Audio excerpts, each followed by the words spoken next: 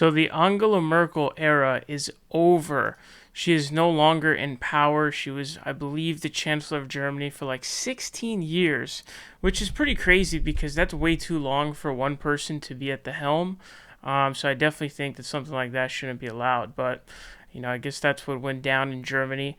But she is gone. So now Olaf Scholz is the new German Chancellor. He's, I guess, going to be heading like a three-way coalition. It seems that the biggest issue seems to be energy. So figuring out how to get to renewables, which is understandable.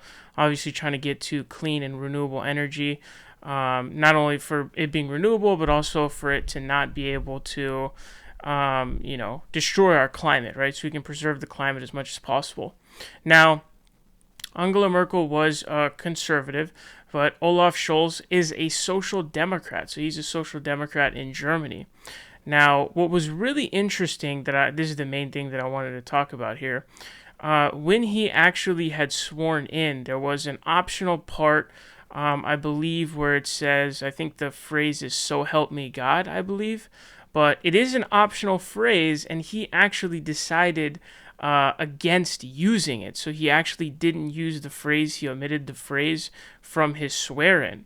So it's pretty interesting to see, and I think this is the first time in Germany that this has happened.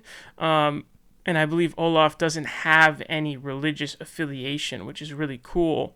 It's cool to see more representation in government for people who are non-believers or non-affiliated with any religion. Here what it says, in Parliament he swore to devote his energies to the welfare of the German people, but did not ask for God's help, a phrase that is usually included in the oath of office and was spoken by Merkel. So he's a social democrat, so obviously social democrats are, I would say social democrats are more centrist overall. It's obviously a mix of capitalism and socialism, aspects of both, although it's mostly really capitalism. So, it's kind of, I would say it's kind of down the middle of the line. Again, I believe that he is the first one to do this, but it's very interesting to see how there is more separation of church and state, in other countries, and how our politicians here obviously are absolutely obsessed with God. It's to a point right now, unfortunately, where if you are a non-believer, your campaign is DOA, it's dead on arrival. And they tried doing that with Bernie Sanders. Hillary's campaign, which was also in control of the DNC, real fair. What they were trying to do was they were trying to paint Bernie Sanders as an atheist. Now, Bernie Sanders is Jewish. Jewish people, I think, are like the least religious group out there. Being Jewish is more about the culture.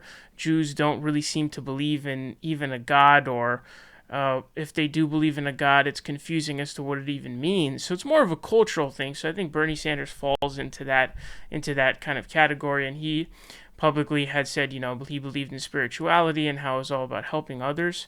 So it's interesting to see, and this is something, is one of the many ways that Europe is better than the United States.